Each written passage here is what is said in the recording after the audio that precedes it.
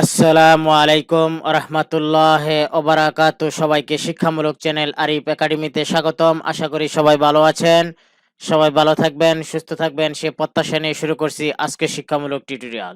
আজকে শিক্ষামূলক টিউটোরিয়ালে আমরা যেটি শিখবো সেটি হলো how to hide or unhide columns in Microsoft Excel. অর্থাৎ মাইক্রোসফট এক্সেলে কিভাবে আমরা যে কলামগুলি আছে কিভাবে আমরা এটা হাইড করব এবং কিভাবে আমরা আনহাইড করব। আমাদের কাজের ক্ষেত্রে অনেক সময় প্রয়োজন হয় হাইড করতে, এবং হাইডটা যখন প্রয়োজন মোতাবেক সেগুলি তুলে নিতে হয় তাহলে সেটি আনহাইড করতে হয়। এই পুরো বিষয়টি নিয়ে আজকের এই চমৎকার টিউটোরিয়ালটি সাজিয়েছি। আশা করব টিউটোরিয়ালের প্রথম থেকে শেষ পর্যন্ত দেখবেন এবং অন্যদেরকে দেখার জন্য টিউটোরিয়াল এবং চ্যানেলটি শেয়ার করবেন।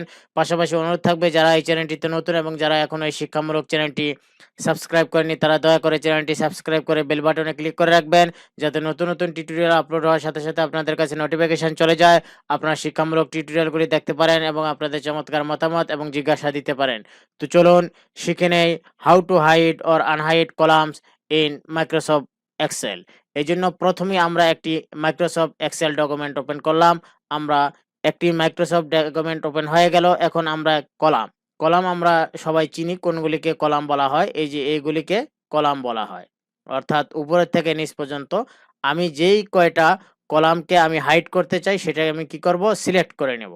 আমি 7 থেকে 12 পর্যন্ত সিলেক্ট করে নিয়েছি। আপনারা অবশ্য লক্ষ্য করতেছেন যে আমি সিলেক্ট করেছি। এখন কি করতে হবে, মাউসের রাইট বাটনে ক্লিক করতে হবে। আমরা মাউসের রাইট বাটনে ক্লিক করলাম। এখন দেখুন হাইড কথাটা লেখা আছে, আমরা কি করব, হাইডে ক্লিক করব। ভেরি ইজি একটি অপশন, হাইডে ক্লিক করলাম। আমাদের কিন্তু দেখুন এখানে যে 7 থেকে যে 12 পর্যন্ত, সেই 7 থেকে 12 পর্যন্ত কি হলো, হাইড হয়ে গেল। আমাদের লেখাগুলি আছে, কলামগুলি আছে, কিন্তু কি হয়ে গেল, হাইড হয়ে গেল। তাহলে আমরা এই টিউটোরিয়ালের মাধ্যমে জানতে পারলাম কিভাবে আমাদের কলামগুলি হাইড করতে হয়। এখন আমরা আনহাইড করব কিভাবে। আমরা হাইড করেছি, এখন আমরা কিভাবে আনহাইড করব। তাহলে আমরা কি করব, সিলেক্ট করব কিছু কলাম, আমরা সিলেক্ট করে রাইট বাটনে ক্লিক করব। রাইট বাটনে ক্লিক করার পর আমরা আনহাইড পেয়ে যাব।